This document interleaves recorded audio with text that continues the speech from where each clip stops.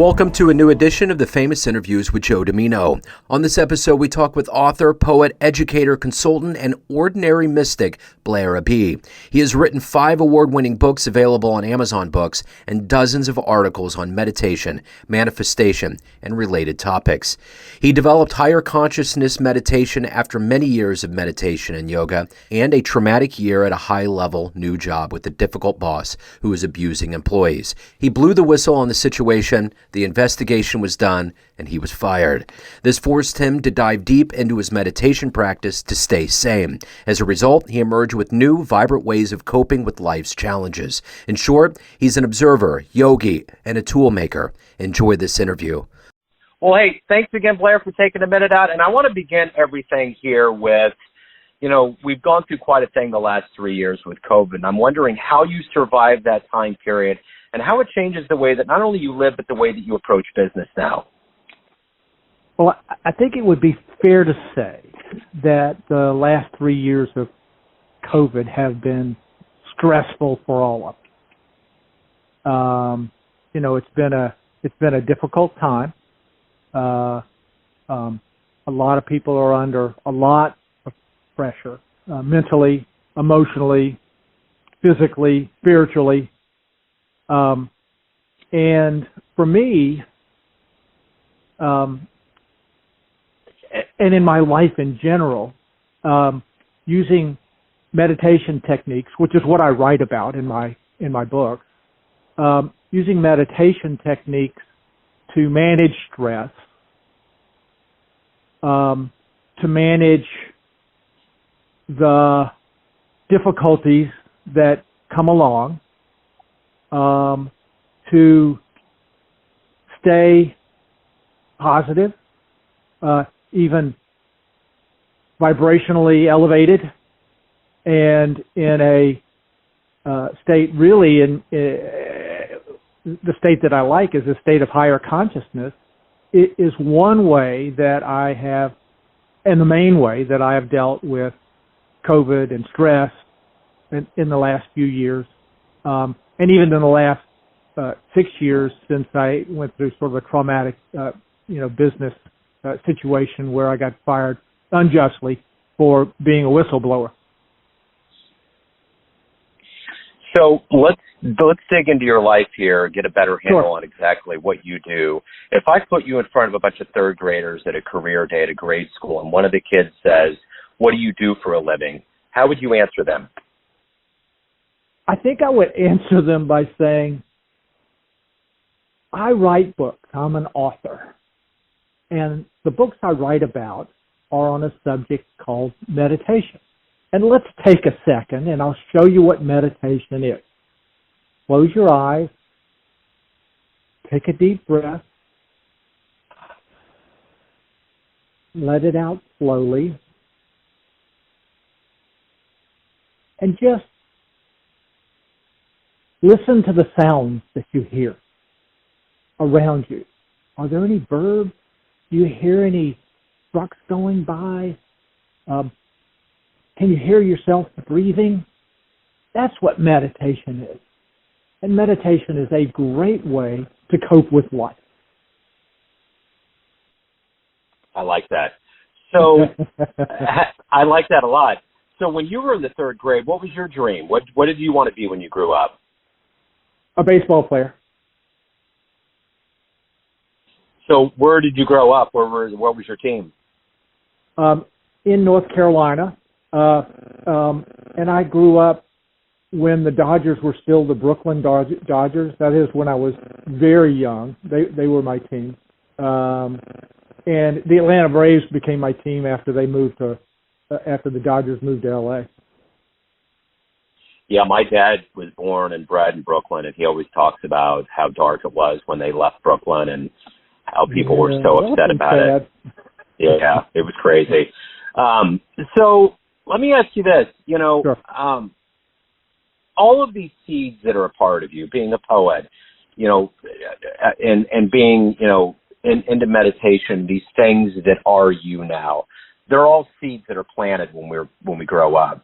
What were the seeds that were planted in you? What was your life like that sprouted into who you are now? Yeah. Well, I'd have to say that growing up in the South, I was exposed to the Lutheran Church, and that was a big that was a big force in my life, if you will. And I grew up a kind of a quote normal child in a small town, and like I said, I wanted to be a baseball player, and if not a baseball player, a football player. So I was interested, though, in spirituality from a young age, but, I really never was exposed to much of anything other than the dogma that came with that kind of church upbringing. And it really wasn't until I moved to San Francisco when I was 22 after I finished college that the world of spirituality, if you will, and alternative ways of thinking were available to me. And it was really at that point that I did a yoga class and did that for several years. And that really was a turning point, if you will, for me in being exposed to meditation practice, the value of meditation practice, and the benefit of it. And, I've been a student of it really ever since then, for almost 40 years. But it really wasn't until, like I said, about 6 years ago when I had a traumatic work experience that I took a really deep dive into my meditation practice and began writing for therapy. And in the process of writing for therapy, began to really get a sense of this higher consciousness part of me that I've been writing about now for about 6 years. So I spend time every day at the computer writing, and just a lot of times it's just writing free form. And I've written now about 700,000 words in that 7-year period of time, and that's what has become the fodder, if you will, or the primary source of information that have gone into my book. So, who has been consistently a role model or a hero for you in your life? Consistently a role model.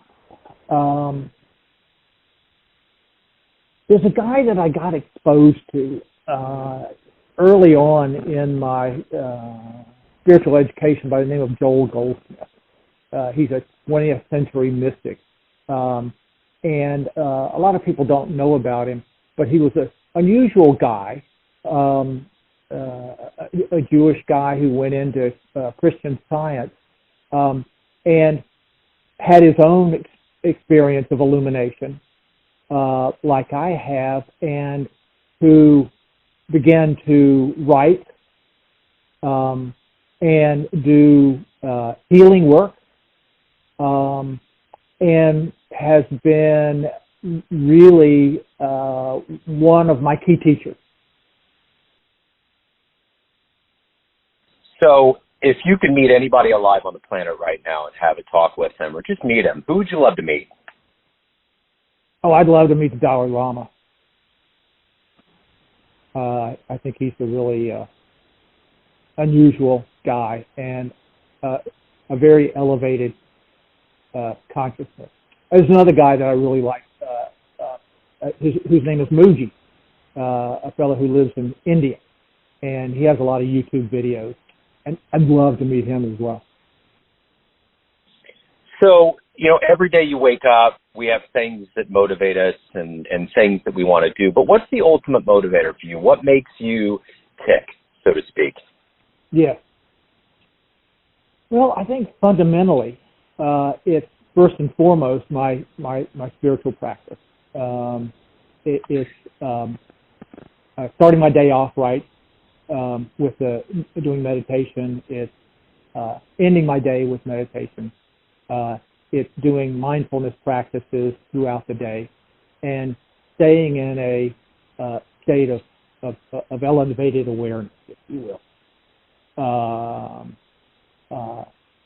Don't always achieve that state, but and part of it is just remembering to remember that that's what I want to do. The other part, though, is in writing my book is to share what I've discovered with others, because I think if we don't, as a species, wake up and evolve into a more awake and aware species on this planet, that given where we're headed, we're kind of doomed. I mean, we're not headed in a really good direction right now. And it seems to be getting worse as people seem to be getting angrier and more frustrated, and as we're not paying attention to global warming, and as we're not doing a number of things that need to be done for our species to not only survive, but to thrive. So that's important to me as well. You know, I'd like to be able to kind of look back and say, well, that I had a little something to do with the evolution of the species and our ability to survive on planet Earth and to thrive, and not, just sort of devolve down into dystopia. So at the end of the proverbial day, when you look back on a day, how do you quantify it as a good day? I can't say that I quantify it as much as I do a day review, and sort of, take a look at what happened and the interactions that I had with people, and did I have an impact? I also do business consulting. I have been doing this for about 25 years. So I often have a couple of clients during the day, and, my ability to have some impact on their lives and to help them grow as business people is important. And then I also do individual consulting with people who are interested in meditation, and my ability to impact their spiritual understanding and spiritual growth really is how I would go about reviewing my day, and also look for what was fun, what's a story that I might be able to share with somebody about my own personal experience. So you had mentioned being in your 20s, and I'm curious if you have a dream tonight you run into yourself in your 20s, and you could give that version of you a piece of advice based on the wisdom you've gained, the roads you've been down in your life. What advice would you give your younger self? I think that the advice that I would give to that younger self would be to dig a little deeper into your spiritual practice, and discover the gold sooner than when you were 65 or now. So to have been a little more diligent, to have gone deeper into meditation practice, and to one of the things I feel like I experienced in my awakening and illumination was a sense of soul contact, or contact with higher consciousness, and that if there was anything I would say explore soul contact and see if that's not a possibility in your 20s instead of in your 60s. So, all of us are shaped by the art, too, that we experience in our lives. What was that book for you growing up that really, inspired you that maybe you revisit today?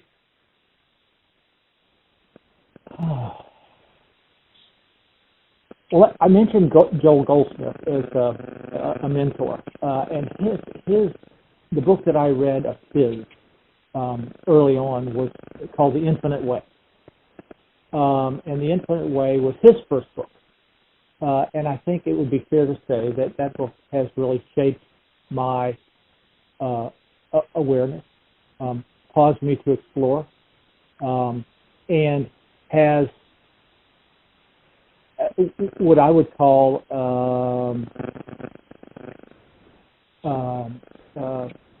wisdom of the ages. So, what's been one of the best responses you've ever gotten from somebody, a fan letter for one of your books, or any kind of services you provided anybody? What's been the best response? I think the best response was from somebody who was struggling with stress and with depression.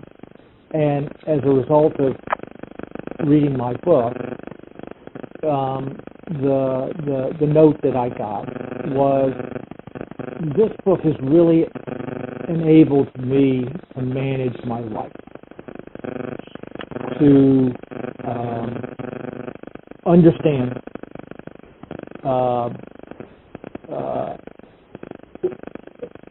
what I'm going through, and to offer me some tools to work with and to manage the difficulties that I've encountered. So everyone out there has a perception of you, an idea of who they think you are, your family, your friends, your readers, fans, but ultimately you live your life. You have a perception of you. Who do you think you are? I'm going to answer that by saying what I've discovered, that I discovered early on in this new version of myself, and which I share with people every time I get a chance, in my books, when I do a talk, every opportunity, and that is to say to people, you, I, we are eternal beings.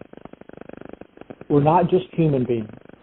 We're not just limited to this complex biomechanical vehicle with this churning mind that's constantly trying to figure out a way to survive, but that we are all beings of higher consciousness.